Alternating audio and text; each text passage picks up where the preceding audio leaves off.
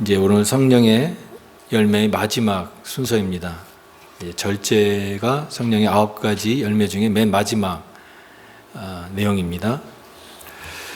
설교자로서 이 말씀을 전하는 데 있어서 부정적인 생각과 늘 싸울 때가 있습니다. 그것은 뭐냐면은 이 말씀을 잘 전달이 되어서 성도들의 마음 가운데 또 우리의 심령 가운데 이것이 착상이 잘 되어서 생명력 있게 자랄 수 있겠는가? 그냥 따로따로 다 떨어져 있는 그런 씨앗처럼 흩뿌려지는 그런 헛된 열매가 되지는 않을까라고 하는 그런 생각이 듭니다.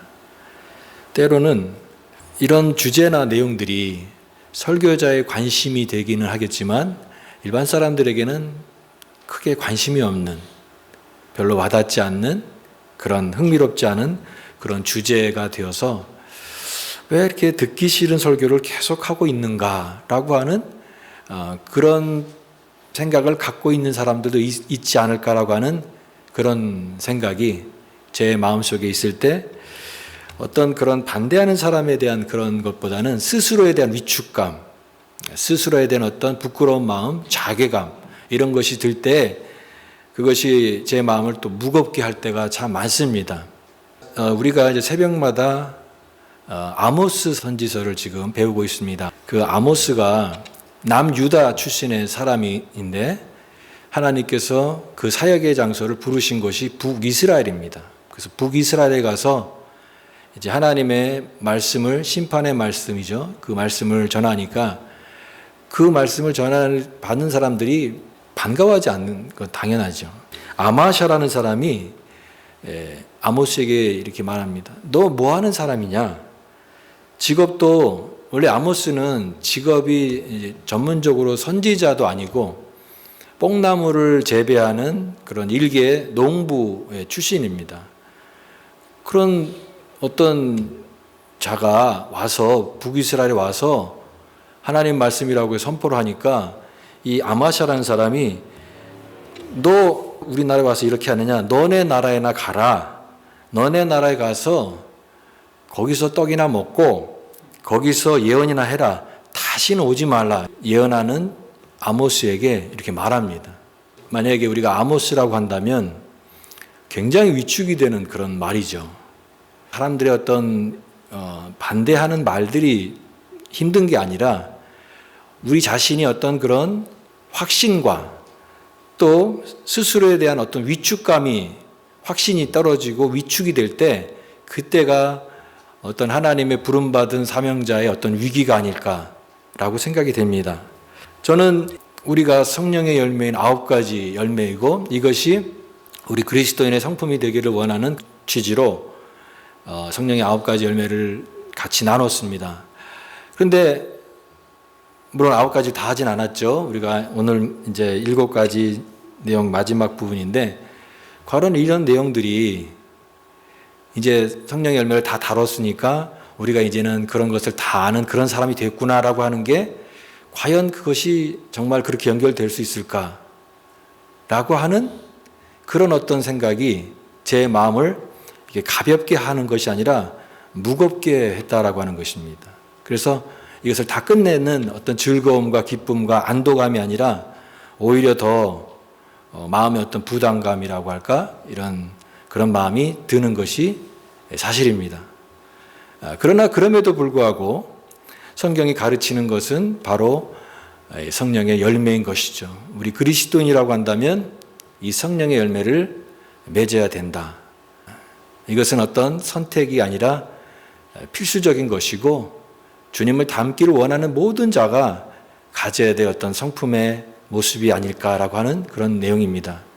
제가 발견한 위안은 이것이 하루아침에 되는 것이 아니다고 하는 것입니다. 어떤 한 번의 어떤 가르침, 또 한 번의 어떤 그런 성경을 읽는 또 그 내용을 아는 것으로 끝나는 것이 아니라 어쩌면 우리의 평생을 통해서 계속 갖고 와야 되고 다듬어야 될 그런 우리의 성품과 또 성령의 열매가 아닐까. 어떻게 사랑이, 어떻게 인내가, 오래 참음이 하루에 1시간에 이렇게 완성이 될 수 있겠습니까?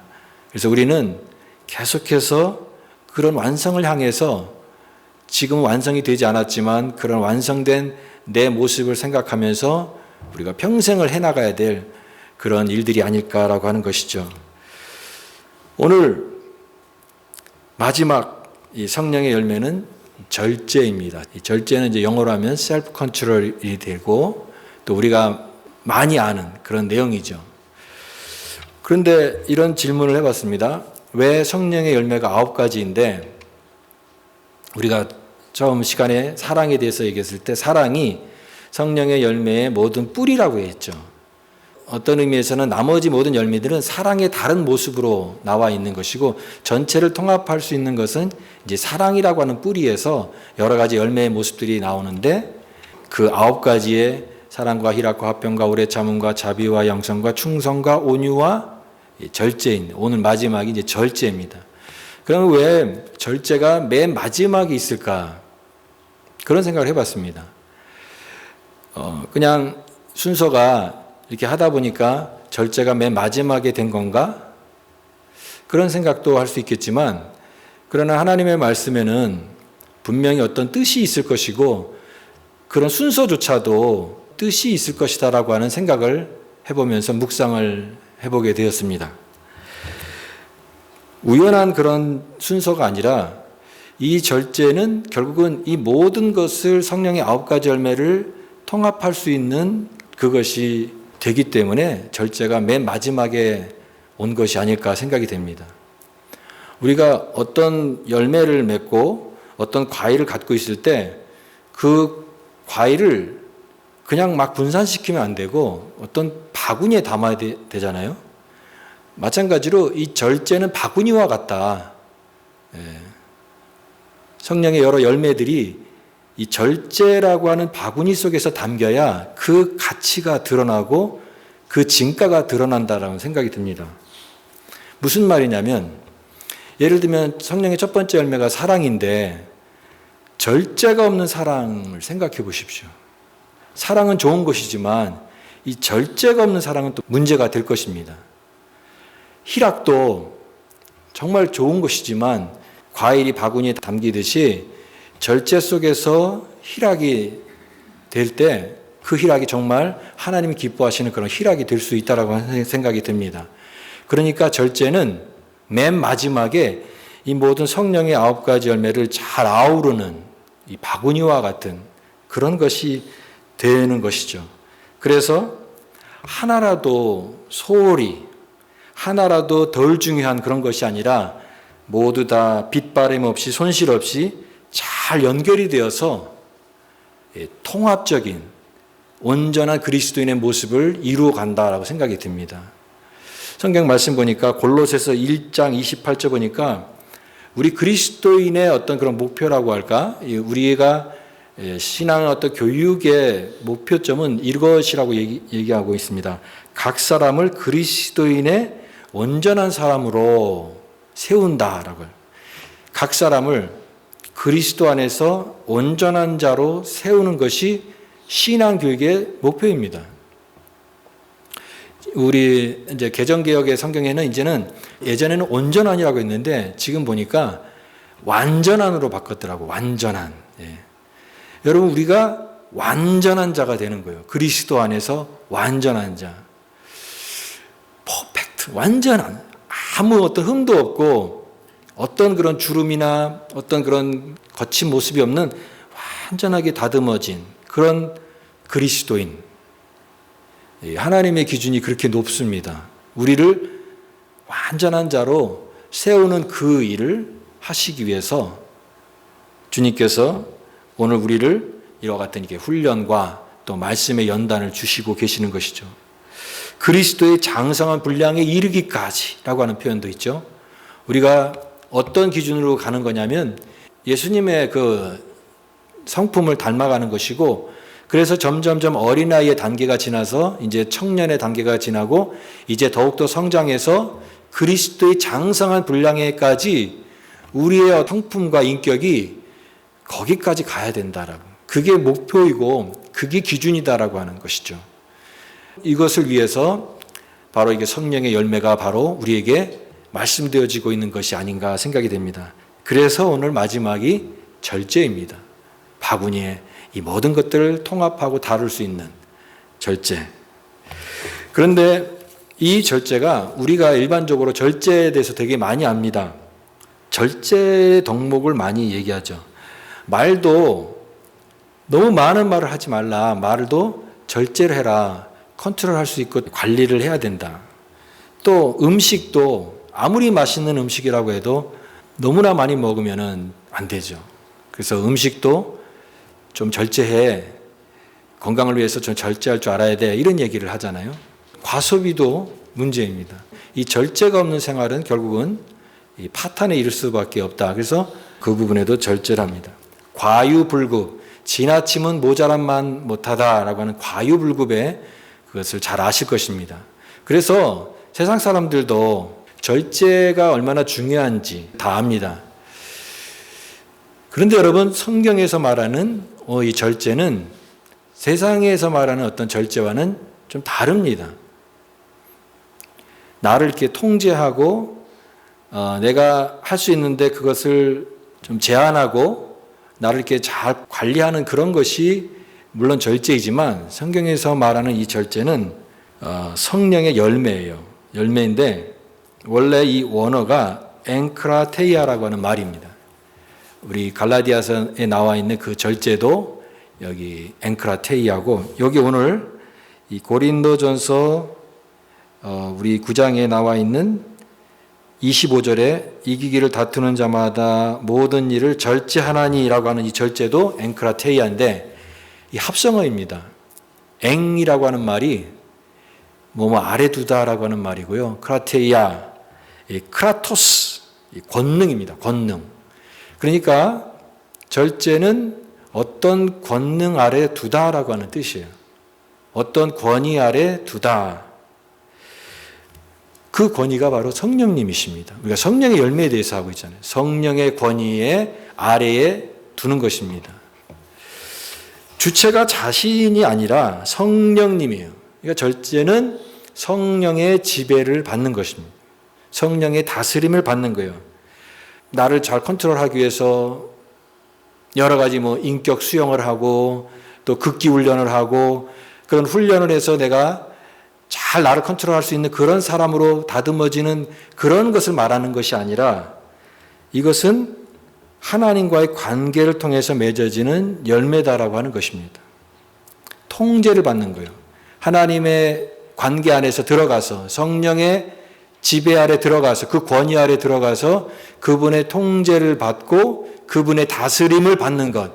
그게 성경이 말하는 절제이고 이것이 성령의 열매인 것입니다. 문화생이라고 하는 말 여러분 아시나요? 문화생. 문화생은 어떤 한 분야의 전문가, 어떤 대가를 이룬 사람의 그 사람 밑에 들어가서 배우는 수련을 말합니다. 그래서 문화생이죠.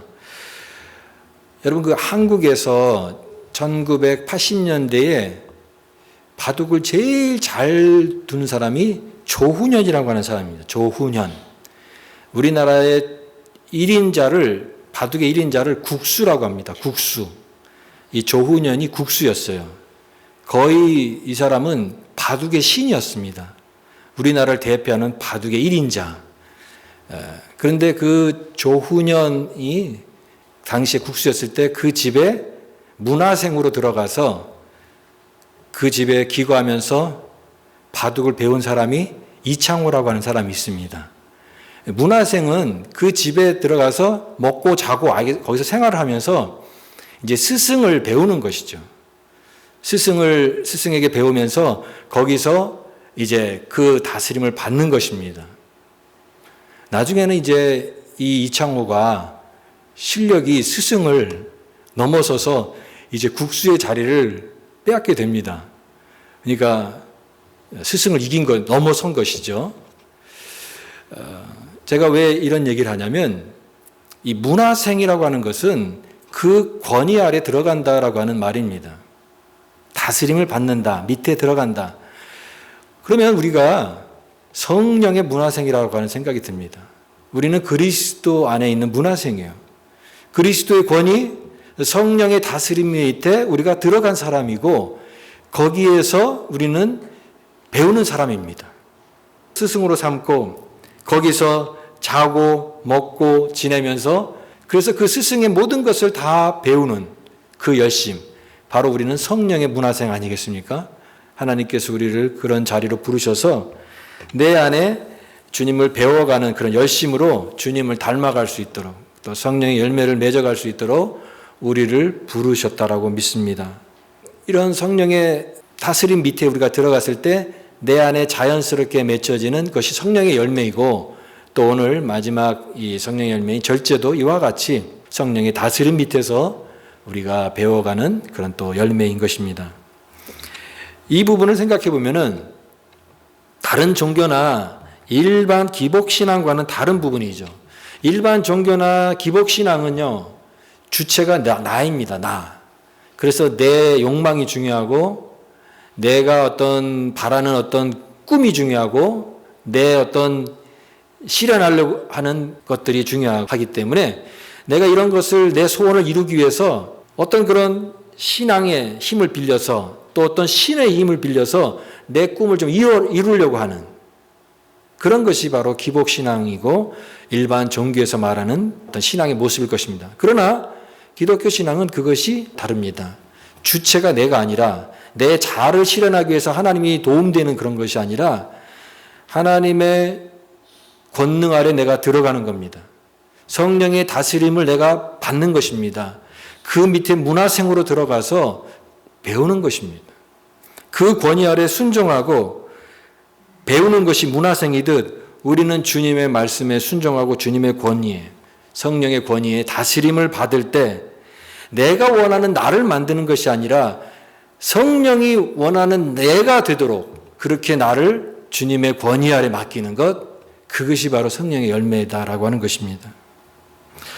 그런데 이런 것이 우리가 이론적으로 얘기하는 것이 아니라 우리의 삶 속에서 정말 나타내야 될 그런 열매가 되어야 된다라고 하는 것입니다.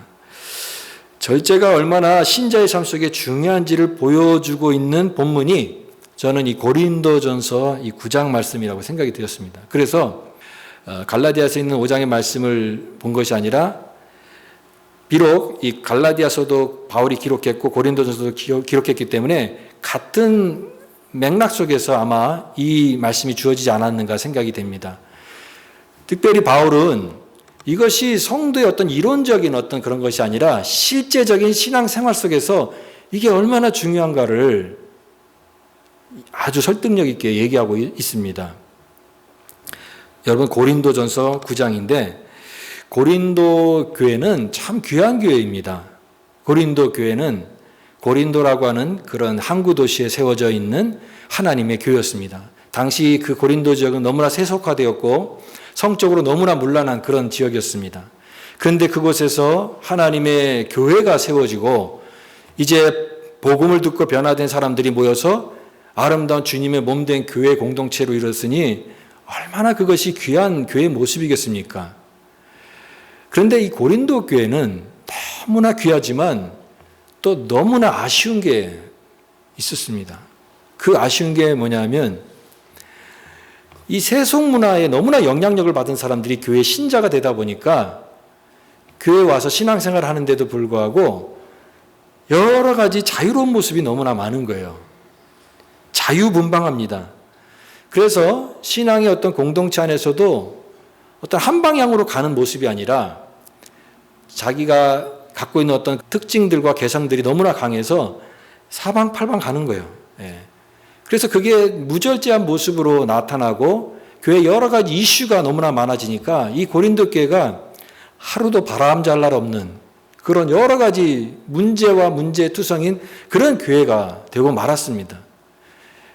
고린도 교회를 바라보는 이 바울의 마음이 얼마나 안타까웠겠습니까? 그래서 하나님 앞에 이것을 깊이 생각하고 묵상하면서 교회에 정말 필요한 게 뭘까? 그런 어떤 고민과 깊은 묵상을 통해서 결국은 이 포인트가 이게 절제라, 이 통제가 되지 않으면 이것은 하나님의 교회의 온전한 모습으로 갈 수 없겠구나라고 하는 그런 이 바울의 가르침이 여기에 나오고 있는 것입니다.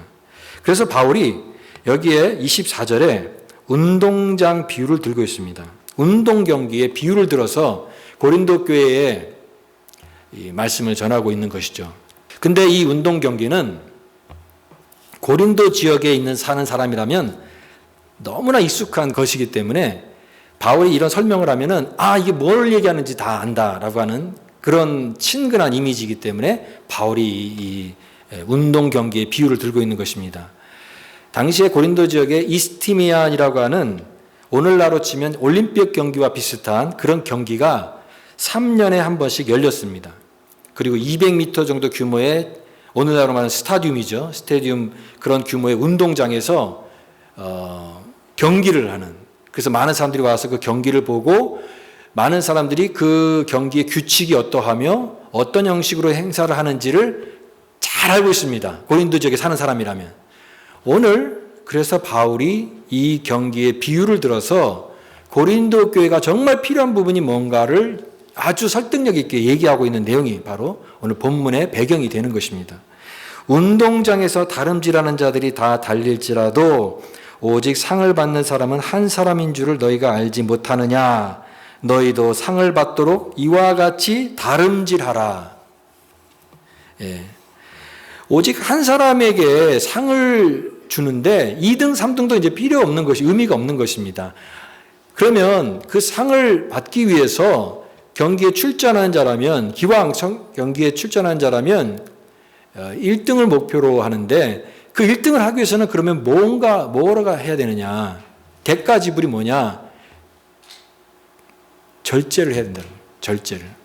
내가 하고 싶은 거 다 하는 게 아니라 그것을 내가 컨트롤할 수 있고 집중해서 오로지 경기에 최선의 성적을 낼 수 있는 것에만 집중해야만, 그렇게 해야만 상을 받을 수 있는 것이 아니냐라고 하는 것이죠.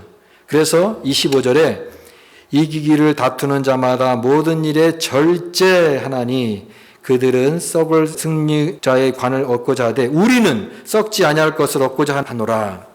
자, 그 이스티미안 경기에서도 우승하려면 이렇게 절제를 해야만 우승하는데 그것보다도 훨씬 더 엄청난, 우리는 하나님의 상을 바라보고 저 영원한 천국의 소망을 바라보고 달려가는 자 아니냐.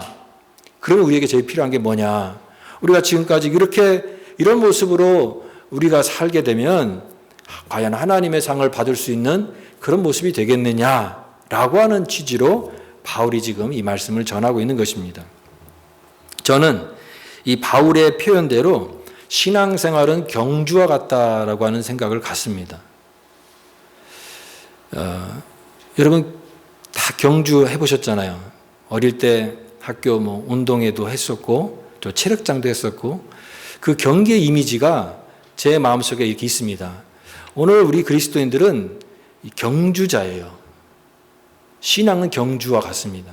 근데 그런 경주라고 하는 이미지를 마음속에 이렇게 생각할 때 하나님의 말씀이 더 생생하게 이렇게 저한테 와닿습니다. 많은 사람들이 지금 가고 있어요. 한 가지 방향과 목표를 향해서 지금 달려가고 있습니다. 근데 사람들의 모습을 보면은 너무나 다양한 거예요. 어떤 사람은 정말 기쁨으로 달려가는 사람도 있고, 또 어떤 사람은 힘들었는지 얼굴에 인상을 찌푸리며 달려가는 사람도 있고, 어떤 사람은 안타깝게도 중간에 그만 낙오되는 사람도 있는 것입니다. 그런 여러 사람들의 모습을 보면서 이 신앙의 어떤 경주라고 하는 이미지를 가슴속에 새기면서 하나님께서 우리 각자에게 말씀하시는 그런 내용을 더 귀 기울이게 되고 더 생생하게 이렇게 듣게 되는 것입니다. 어떤 사람은 경기하는 걸 굉장히 싫어하죠. 근데 어떤 사람은 운동하자 그러면 난 운동하는 거 싫어. 밖에 나가는 것 자체가 싫어. 힘든 거 이렇게 땀 흘리는 거 아주 싫어하는 사람이 있죠. 신앙생활이 경기라고 하니까 이것도 그러면 경쟁인가? 이것도 막 앞을 다퉈서 도태되지 않도록 막 달려가야 되는 건가? 나 그런 거 싫은데, 이런 생각도 있습니다. 쉽고 편하게 지내다가 나중에 편안하게 죽어서 천국에 가는 게 신앙생활인 줄 알았는데 이게 또 뛰어야 되고 힘들어야 되고 막 애써야 되고 노력해야 된다 그러니까 부담이 되는 그런 성도도 있을 것입니다. 그런데 바울이 여기서 이런 비유를 드는 것은 신앙생활은 고생길이야. 십자가를 지고 하는 힘든 길이야. 각오해야 돼.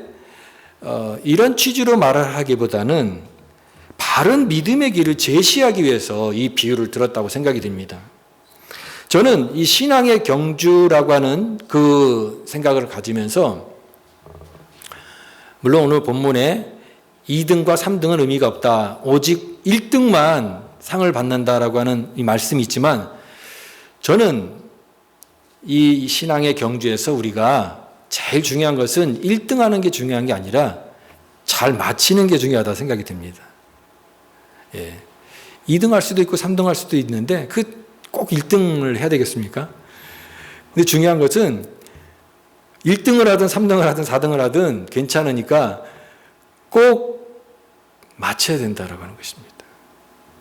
신앙은요, 시작하는 것이 중요한 게 아니라, 시작도 중요하지만 그러나 잘 마치는 게 중요합니다.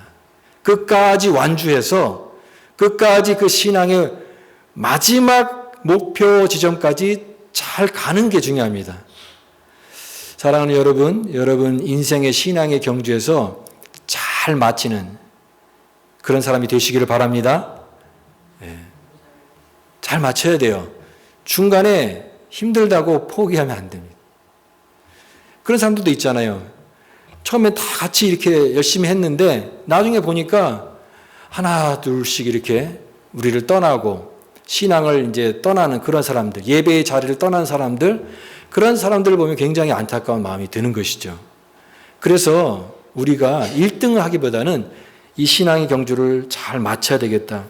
우리는 완성되지 않은 목표를 향해서 달려가는 자들이에요. 우리는 평생 경주자적인 삶을 사는데 결국 이 목표 지점까지 끝까지 가는 것이 목표인 것입니다. 그런데 이 마지막 결승점까지 가려면 우리에게 필요한 게 뭘까요? 어느 정도 긴장감이 있어야 됩니다. 긴장감. 너무 느긋하게 여유롭게 가는 태도가 옳지 않아요. 오늘 바울도 27절에 보니까 내가 내 몸을 쳐 복종하게 함은 내가 남에게 전파된 후에 자신이 도리어 버림을 당할까 두려워함이라. 바울도 이런 두려움과 이 긴장감을 가지고 이 신앙의 경주를 얘기하고 있습니다. 바울이 어떤 사람입니까? 그 온몸을 불살라서 복음을 위해서 헌신했던 위대한 사도 아니겠습니까? 그런 바울도 긴장하고 이 경주에 임한다고 그러는데 하물며 우리가 어떤 긴장감도 없이 마치 다 이루어진 것처럼 그렇게 여유롭게 이렇게 하면은 안 된다라고 하는 것이에요. 그렇다고 해서 너무 불안해하고 우리가 끝까지 못 가면 어떡하나 그런 불안감도 옳지 않습니다. 확신을 가지고 소망을 가지고 그러나 긴장감을 어느 정도 가지고 끝까지 최선을 다해서 이 신앙의 경주자를 해야 되는 것이죠. 인생의 짐을 가볍게 하십시오. 우리가 경주자라고 하면은 이것저것 다 배낭에 짐을 싸고 무거운 옷을 입고 바지 두꺼운 바지 입고 부츠 신고 우리가 경주를 한다고 생각해 보세요. 오래 못 가고 지치고 말 것입니다. 가볍게 해야 돼요. 그래서 신앙은 단순하게, 가볍게, 또 순수하게 이런 마음을 가지고 경기를 해야 될 것입니다. 무엇보다도 내가 하고 싶은 거 다 하고 갈 수는 없어요. 요즘에 이런 말을 합니다. 너 하고 싶은 거 다 해. 너 이렇게 수고했으니까 이제 너 하고 싶은 거 다 해. 너무나 좋은 말이지만 우리 신앙에서는 너 하고 싶은 거 다 해라고 했다가는 안 됩니다. 여러분 우리의 본성에 너무 후한 점수를 주지 마세요. 내 본성과 내 어떤 그런 욕망이 이 모든 것을 잘 다스릴 수 있는 그런 정도의 수준이 아니에요. 우리는 성령 받은 사람이고 은혜 받은 사람이지만 여전히 내 육체의 소욕에 지배를 받기 쉬운 그런 사람이라는 것이죠. 그러니까 내 마음대로 다 해? 내가 하고 싶은 거 다 해?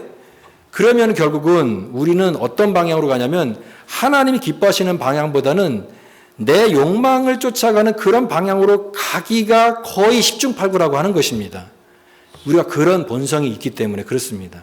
그러니까 우리는 이 육체 소욕을 하는 대로 그대로 따라가서는 안 된다라고 하는 것이에요. 오늘 최후 승리의 경주에서 승리하는 비결은 가장 단순합니다. 오늘 절제입니다. 절제는 성령의 다스림을 받는 것이라고 했죠. 성령의 지배와 성령의 그 아래 들어가서 그분의 통제를 받는 거예요. 신앙이 경주라면 그렇기 때문에 반드시 훈련과 연습이 필요합니다. 내 마음 가는 대로 내가 하고 싶은 대로 하는 것이 아니라 성령이 나를 이끌어 가시고 원하시고 나를 만들어 가시는 그 길을 끊임없이 문득문득 매 순간순간마다 그 성령의 인도하심을 따라갈 때 우리는 이 신앙의 경주를 완주할 수가 있는 것입니다. 저는 이 말씀을 이렇게 적용하고 싶습니다. 여러분, 주님을 따르는데 방해되는 것들이 다 각자 있습니다. 어떤 사람은 많은 시간을 쓰는 것에 있는 뭔가에 몰두해서 많은 시간을 씁니다.